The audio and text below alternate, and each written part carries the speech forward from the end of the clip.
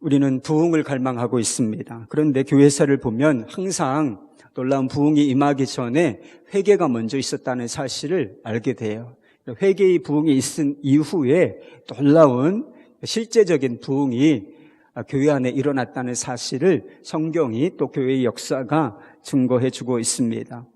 우리나라 선교 초기에 있었던 부흥도 마찬가지예요. 우리 한국교회 초기 1900년도 초 그 이후로 한국교회가 굉장한 부흥을 이루게 되었는데 그때도 회개의 부흥이 먼저 있었습니다. 하디 선교사로부터 시작된 이 회개의 부흥이 있었고 1907년에 있었던 평양 대부흥에서도 이 길선주 장로의 회개가 도화선이 되어서 이 부흥이 전국적으로 막 들불이 번지는 것, 불이 번지는 것처럼 부흥이 일어났다라고 하는 사실을 한국 교회사가 보여주고 있습니다.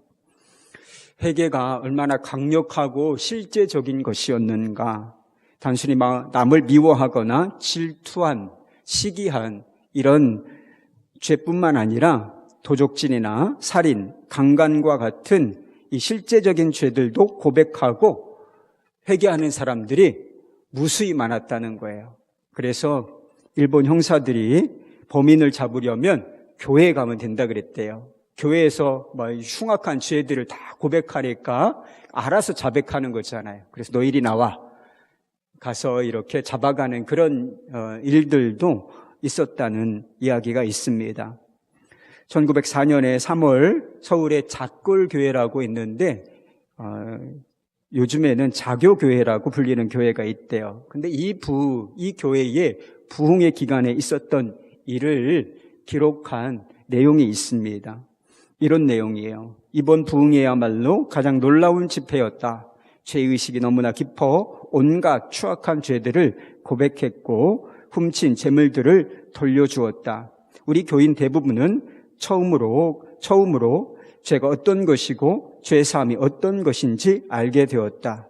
이 집회의 결과로 참석했던 사람들은 새 삶을 살게 되었고 축복을 받게 되었다. 이런 집회를 통하여 우리가 확신한 바는 성령께서 한국인들의 마음을 움직여 현재의 구원을 확신하고 증거하게 하셨다는 것이다. 놀라운 일이죠. 여러분 구원의 확신을 가지고 계십니까? 우리의 삶이 사실은 언제 멈출지 모릅니다. 우리의 삶이 멈출 때가 있을 것인데 내 삶이 금방이라도 멈춰버리면 내가 하나님 앞에 담대한 마음으로 지금 제 영혼을 받으소서 이렇게 고백할 수 있을까? 여러분 그런 확신을 가지고 신앙생활하고 계십니까? 그리고 예수를 믿기 전과 예수를 믿은 후의 삶이 아주 확연하게 구분되십니까? 내가 예수를 믿기 전과 지금의 삶이 다르다. 분명하게 여러분은 그렇게 고백하고 증거하실 수 있으신가요? 우리의 삶에 이와 같은 열매가 확실치 않은 것은 여러 가지 이유가 있을 수 있지만 핵심적인 이유가 회개가 분명치 않기 때문인 것입니다. 여러분 회개가 명확하지 않은 이유가 있어요. 그것은 우리가 회개를 지나치게 가볍게 취급하고 있기 때문인 것입니다. 성경은 회개를 아주 비중 있게 다루고 있는데 우리는 회개를 지나치게 소홀하게 또 가볍게 취급하고 있다는 것이죠. 그리고 회개했다. 여러분 회개한 것이 무엇입니까? 그 회개에 대한 기준이 아주 낮고 모호하기까지 한 가운데 있기 때문인 것입니다. 교회 안에 있으면 다 회개한 줄로 우리는 알고 있잖아요. 교회 다니는 사람은 다 회개했을 것이다. 여러분 진실도 그럴까요? 그렇지 않습니다. 교회는 다니지만 그리고 은혜를 받았다 이런 표현도 쓸 수는 있지만 믿는다 이런 표현을 쓸 수는 있지만 실제로 회개하지 않고 교회를 다니는 사람들이 얼마든지 있을 수 있다는 것입니다. 여러분 이 초대교회 초기 교회에 한국 교회 초기 교회에 다 교회를 다니던 사람들이에요.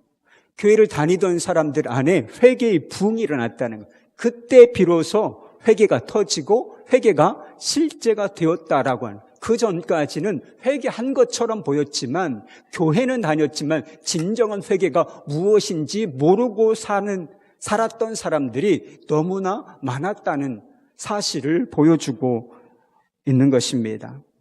지난 두 주간 말씀을 드렸던 것처럼 시편 51편은 진정한 회개가 무엇인지, 회개한 사람에게 나타나는 이 공통적인 특징 또는 경험이 무엇인지를 우리는 살펴보았습니다. 회개의 출발점은 자신의 내면을 살피는 것이라고 말씀드렸어요. 그리고 다윗이 무서운 죄를 짓고도 한동안은 그게 자신이 그렇게 무서운 죄를 지었다라고 하는 사실을 망각하고 살았던 적이 있습니다. 아무 일도 없었던 것처럼 행동하고 살았던 적이 있어요. 그러나 나단이 나타나서 그 죄를 찔러주자 자신이 어떤 일을 했는지, 그리고 자신의 내면과 자신이 행한 일에 대해서 이렇게 자신이 직면하게 되는 그런 일이 있었다고 말씀을 드렸습니다.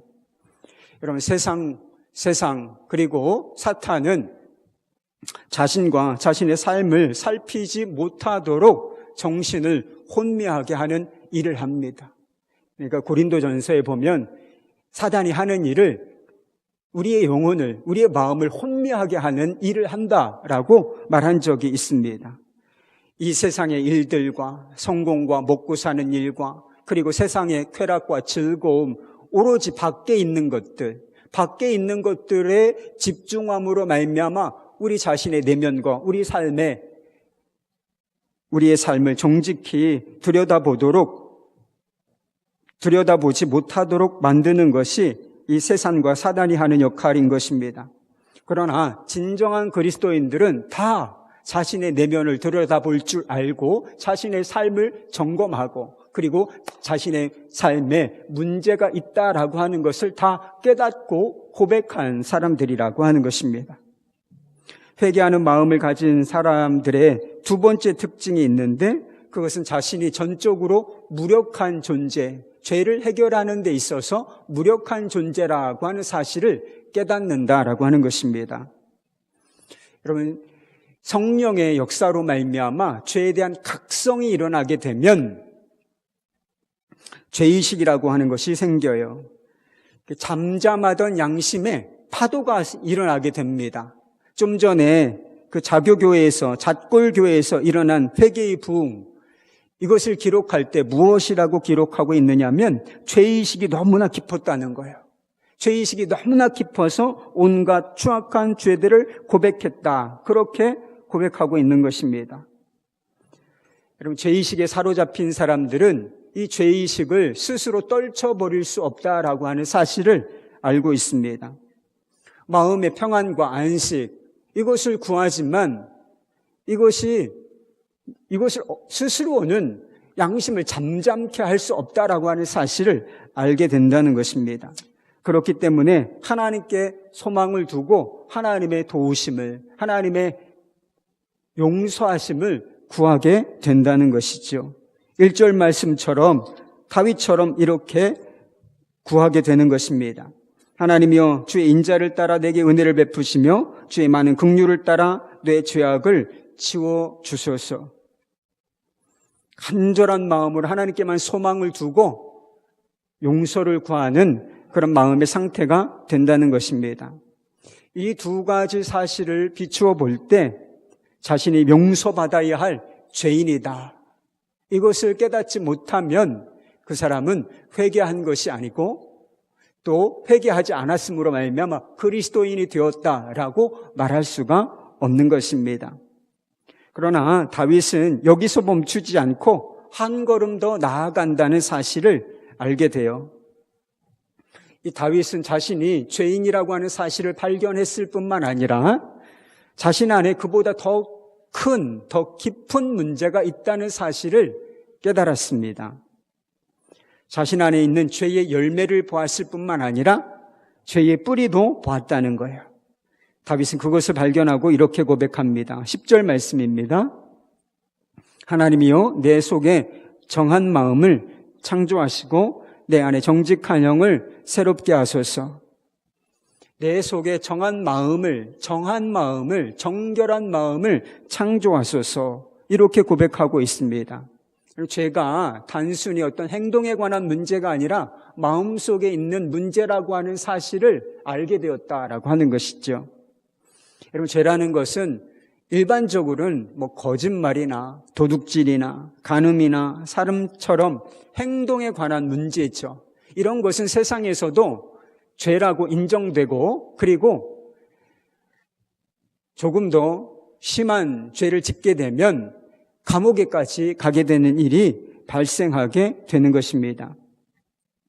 그런데 죄라고 하는 것은, 성경이 말하는 죄라고 하는 것은 단순히 행동에 관한 문제가 아니라는 것입니다.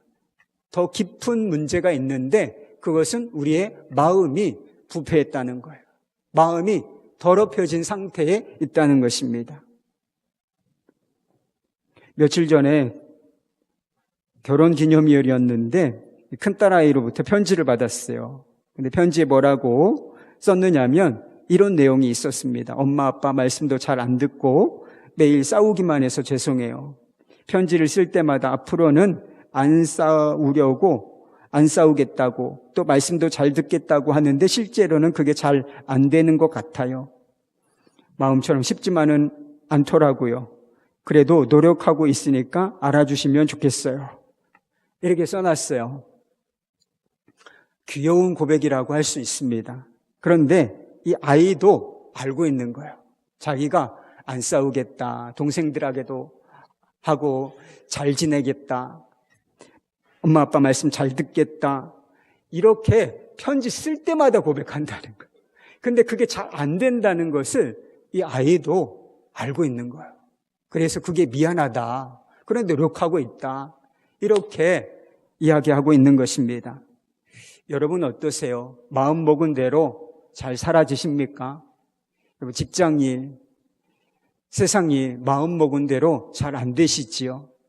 그런데 그런 일만, 우리가 직업이나 공부나 또 마음 먹은 어떤 계획한 일만 마음 먹은 대로 안 되는 게 아니에요. 나쁜 습관을 반복하지 말아야 되겠다. 이 습관 한번 고쳐봐야 되겠다. 그런 생각도 하시지요. 또 교회를 다니고 또 은혜를 받으면 죄 짓지 말고 살아야 되겠다, 경건하게 살아야 되겠다, 이런 결심, 결단 하실 때가 있지 않습니까? 그런데 우리가 경험하는 진실은 무엇인가요? 결심한 대로 사라지지 않는다는 것입니다. 의지가 약하기 때문인가? 그럴 수도 있어요. 그런데 단순히 의지가 약하기 때문에 이런 일을 반복하는 것은 아니라는 것입니다. 우리 마음 자체가 심각한 문제가 있기 때문에 우리가 결심하고 선택하고 노력해도 그렇게 사라지지 아니하고 매번 실패를 경험하는 그런 가운데 있는 것입니다. 우리의 마음이 타락했기 때문에 그래요. 우리의 마음이, 여러분 사람은 단순히 행동으로서 규정할 수 있는 존재가 아니고, 행동이 왜 나옵니까? 생각과 마음에서 나오는 것이잖아요. 그런데 이것이 부패하고 타락했기 때문에 이 부패하고 타락한 마음으로부터 부패하고 죄된 행실들이 나오게 되는 것이지요. 회개하고 예수님을 믿는다는 것은 행동을 고친다, 이런 문제가 결코 아닌 것입니다. 이것은 거듭남과 관련된 문제예요. 니고데모라고 하는 사람을 아시지요? 요한복음에 보면 니고데모와 예수님 사이에 대화가 나와요. 요한복음 3장 16절, 하나님이 세상을 이처럼 사랑하사 독생자를 주셨으니 이는 저를 믿는 자마다 멸망치 않고 영생을 얻게 하려 하심이라.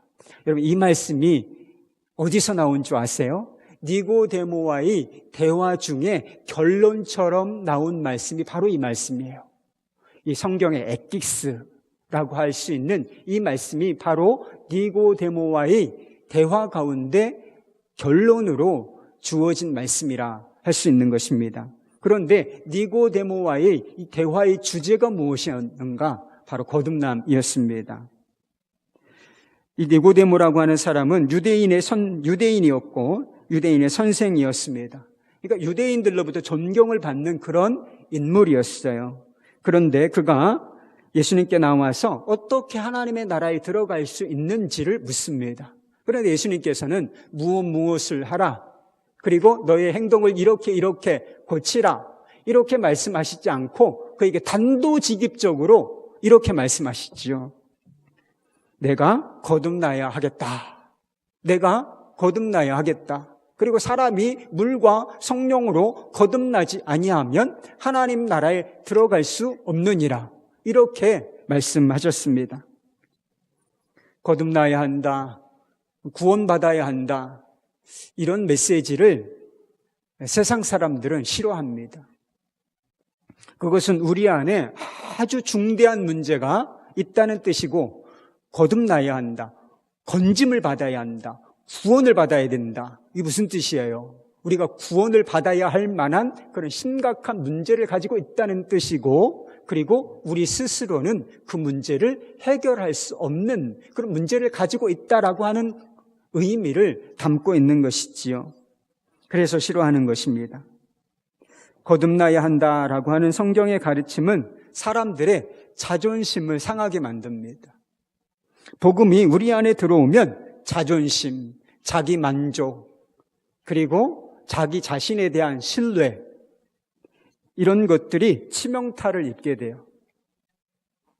복음은 우리의 행동에 변화를 요구하는 정도가 아니라 옛사람, 육신의 죽음을 요구하고 있기 때문인 것입니다.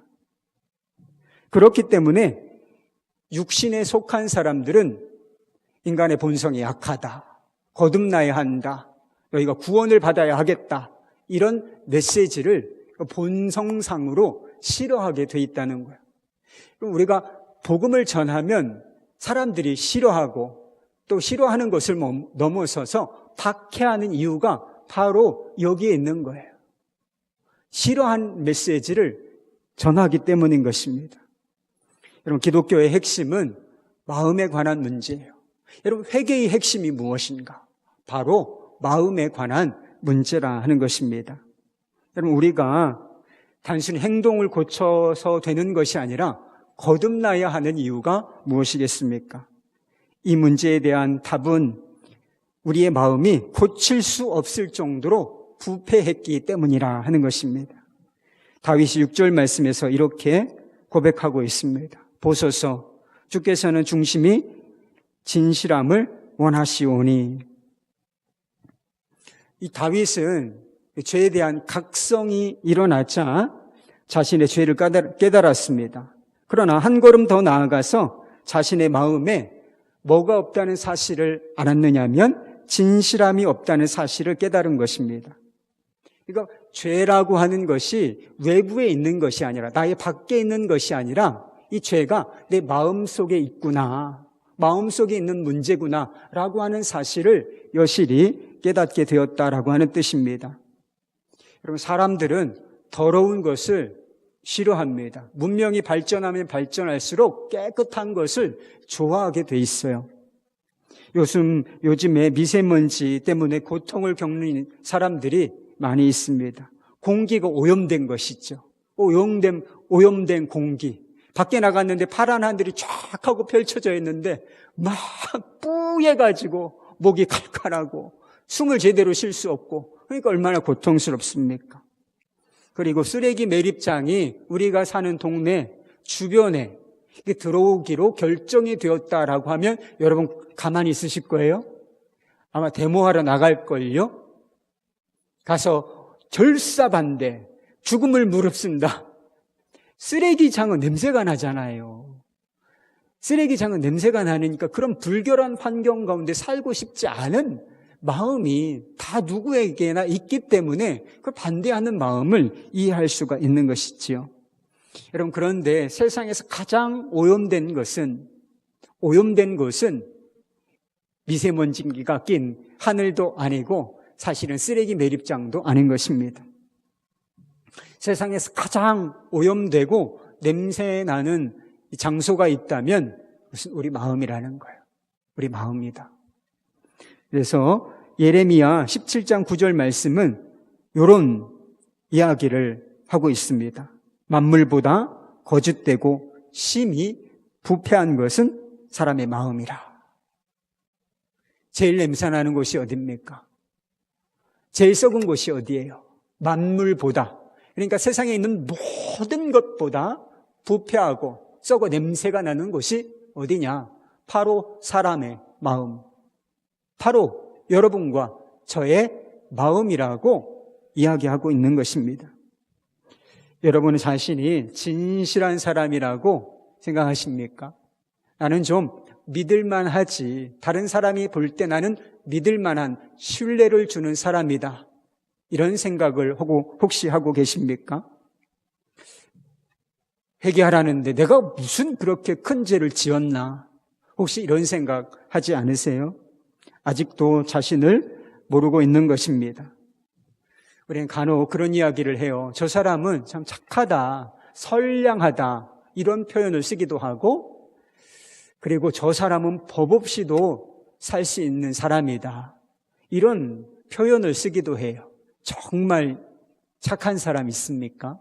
선량한 사람 있나요? 법 없이도 살 수 있는 사람이 있겠습니까? 사람들끼리 하는 이야기지 성경은 단 한 사람도 없다고, 단 한 사람도 없다라고 말씀하고 계십니다. 착한 사람 없다는 거예요. 다 죄인, 다 악한 사람, 법 없이 살 수 있는 사람 없다. 그렇게 성경이 이야기하고 있습니다. 누군가 여러분을 거짓말쟁이, 위선자다. 당신은 거짓말쟁이고 당신은 위선자야 라고 이야기한다면 여러분은 어떤 기분이겠습니까? 도둑놈, 야 이 도둑놈아, 찔려. 좋고요. 이렇게 누군가 나를 부른다면 여러분 기분이 어떠시겠어요? 이 인간이 나를 뭘로 보나 이런 생각이 드시겠죠. 아마 굉장히 불쾌하게 생각되고 그런 사람과는 앞으로 다시는 상종하고 싶지 않은 생각이 내 인생은 없어졌다. 절교야. 마음에서 그렇게 결정을 내릴지도 모릅니다. 그러나 진지하게 한번 우리 자신을 돌아보십시다. 그동안 우리가 살면서 거짓말 한 적 없어요? 거짓말 수도 없이 했어요. 거짓말 수도 없이. 겉과 다른 모습을 보이지 않아요. 위선이 뭐예요? 겉과 속이 다른 거예요. 겉과 속이 다른데 여러분 우리가 표리부동했던 적이 한두 번이에요? 아니잖아요. 그런데도 거짓말쟁이, 위선자라고 하면 자신은 아니라고 생각해요. 그리고 그런 소리를 들으면 불쾌하다, 못 들을 소리를 들었다 이렇게 생각하고 있다는 것이죠. 도둑놈, 나한테는 있을 수 없는, 한 번도 다른 사람의 물건이나 또는 돈이나 이런 것 떼어먹으신 적 없어요? 안 갚은 적 없습니까? 안 돌려준 적 없어요? 말하지 않고 가져온 적 없어요? 실제로 있으실걸요? 저도 있습니다, 여러분. 그런데 도둑놈 하면 나랑 상관없는 이야기라고 생각합니다. 다윗은 유부녀를 간음하고 그의 남편을 죽였습니다. 여러분 이것이 다윗만 할 수 있는 일인가요? 다윗이 아주 특별히 약한 사람이기 때문에 이런 일을 저지른 것입니까? 아닙니다. 여러분 우리도 상황과 여건, 조건만 딱 이렇게 맞으면 얼마든지 다윗과 같은 일을 할 수 있고 다윗은 하나님께 칭찬받았던 사람이라니까요. 그럼에도 불구하고 그가 그런 일을 할 수 있었다는 것은 우리 역시 똑같은 존재라, 사실은 우리가 똑같은 삶을 답습하고 있는 사람이라 이렇게 말할 수밖에 없는 것이지요. 요즘에 연예인들 사이에서 있었던 일이 사회에 아주 큰 파장을 일으키고 있습니다. 성관계 장면을 영상으로 찍고 그것을 카톡방에 공유하고 그리고 이성을 물건처럼 취급하고, 이게 부도덕할 뿐만 아니라 이건 실정법에 위반되는 것입니다. 법에 저촉되어서 지금 경찰 조사를 받고 있어요. 이게 구속될지도 모르는 그런 실정법 위반을 하고 있으면서 아무 죄의식이 없이 그런 일들을 카톡방에서 이렇게 웃고 떠들고 하는 모습을 보고 있습니다. 그런 사람들의 민낯이 낱낱이 공개되고 있어요. 그래서 그 다음 사람들이 지금 얼마나 부끄러움을 당하고 있는지 모릅니다. 제가 그런 기사에 달린 댓글들을 좀 봤어요. 사람들이 이 일에 대해서 어떻게 생각하고 있을까? 여러분 어떻게 생각하고 있습니까? 그런 일을 행한 사람들을 어떻게 여러분 평가하고 있습니까? 한마디로 요약하면 추악한 인간들이라는 거예요. 추악한 인간들이다. 그렇죠. 추악한 인간들입니다. 그런데 한번 잘 생각해 보십시다. 그런 일들이 연예인들 사이에서만 벌어지는 일인가? 나하고는 아무 상관도 없는 일인가를 한번 잘 생각해 보자는 거예요. 그렇지 않습니다. 우리 주변에서도 똑같은 일 벌어지고 있습니다. 남자들 사이에 똑같은 일 벌어지고 있어요. 제가 다 중고등학교 남자들 사이에서 다 이렇게 저도 살아오지 않았습니까? 근데 이게 비일비재한 일이라는 거 여러분 저도 알고 있었어요. 저도 알고 있어요. 여러분은 음란 사진이나 영상 보신 적 없습니까? 누군가 올려서 음담 패설 해보신 적 없으세요? 사람의 어떤 특징이나 신체 부위 또는 어떤 성격 이런 것을 두고 씹는 맛 느껴보시지 않았습니까? 아무 문제라고 없다고 생각하지 않으셨어요? 여러분 우리가 행한 일들이 낱낱이 공개된다면 사람들이 우리의 삶에 무슨 어떠한 댓글을 달겠습니까? 추악한 인간이라고 아마 댓글을 달게 될 것입니다. 여러분 누군가 우리의 생각과 마음을 들여다볼 수 있다면 어떻겠습니까? 우리의 마음에서 생각에서 벌어지는 일들이 화면으로 이렇게 뒤에 나오는 화면처럼 화면으로 이렇게 비추어진다면 어떠시겠어요? 우리가 은밀하게 행했던 그 일들 그리고 은밀한 우리 마음속 깊은 곳에서 벌어지고 있는 일들이 영화처럼 영화관에서 상영이 된다라고 하면 여러분 어떠시겠어요? 그래도 당당하실 수 있겠습니까? 아름답네 나의 삶은. 여러분 이렇게 당당하실 수 있겠어요? 여러분 고개 들고 다니시기 어려우실걸요. 몇 년 전에 아니면 또 몇 달 전에 아니면 며칠 전에 그 일만 사람들이 다 알아도 이거 너무 부끄러운데? 고개 들기가 어려운데? 이렇게 생각할 만한 일들이 실제로 우리 안에 있다는 것이지요. 이런 일들이 낱낱이 공개된다면 영화처럼 화면에 비추어진다면 그야말로 죽음이에요. 그건. 제자훈련 교재에 나오는 내용인데요. 어떤 목사님이 부활절 설교를 하시면서 이런 고백하셨다 그래요. 저에게 생명과 같이 소중한 것들이 있습니다. 아이들은 저를 아버지로 인정하여 존경합니다.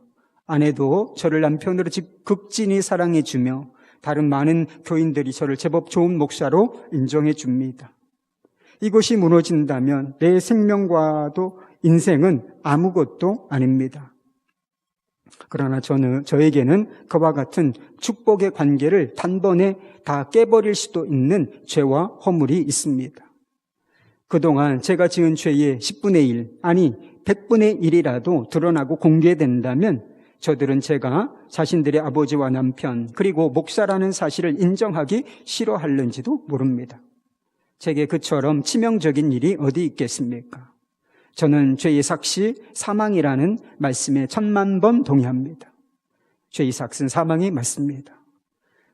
자식에게 아버지로 존경받지 못한다면 아내에게 남편으로 사랑받지 못한다면, 그리고 목사로서 교인들에게 인정받지 못한다면 그것을 어떻게 살아있는 것이라고 할 수 있겠습니까?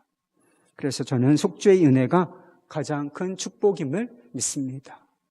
이런 고백이 있어요. 우리는 사람은 속일 수 있어요. 겉으로 드러나지 않으면 괜찮은 것처럼 행세하고 살 수 있습니다. 이 연예인들 그동안 그렇게 좀 추악하다고 사람들이 일반적으로 표현하기에 추악한 일을 하면서도 사람들한테 인기 좋았다니까요. 멋있는 옷 쫙 차려입고 사람들이 나가면 오빠, 와, 아이돌, 우상으로 취급받는 사람, 그런 삶을 살았다는 거예요. 우리도 얼마든지 그렇게 살 수 있다는 것입니다. 누군가에게 용서를 구할 때도 겉으로는 용서를 비는 것처럼 잘못했다라고 용서를 구할 수는 있지만 마음으로는 그렇지 않을 수도 있어요. 내가 뭐 잘못했는데 그냥 내가 용서 그냥 잘못했다고 한다. 이렇게 얼마든지 할 수 있다는 거예요. 그런데 성령께서 개입하시고 죄에 대한 각성이 일어나면 그런 일은 불가능해지게 됩니다. 하나님 앞에서는 만물이 벌거벗은 것처럼 드러난다라고 하는 사실을 깨닫기 때문에 결코 아무 일도 없었던 것처럼, 사람을 속였던 것처럼, 그 위선자처럼 행동할 수가 없다는 것입니다. 다윗은 그렇게 고백했어요. 주님께서는 진실함을 원하십니다. 그런데 자기 마음이 진실하지 않은 거예요. 제가 주님의 낯을 피할 수 없겠습니다. 이렇게 고백했던 것입니다. 그럼 죄책감과 죄로 인한 고통, 죄를 지으면 고통이 따르게 되어 있는데 삶에 문제가 생기게 되어 있어요. 그래서 죄책감과 이 죄로 인한 어떤 고통에서만 빨리 벗어나기를 원하는 것은 진짜 회개가 아닌 것입니다. 회개하는 마음을 가진 사람은 하나님의 시각으로 자신을 살필 줄 아는 사람입니다.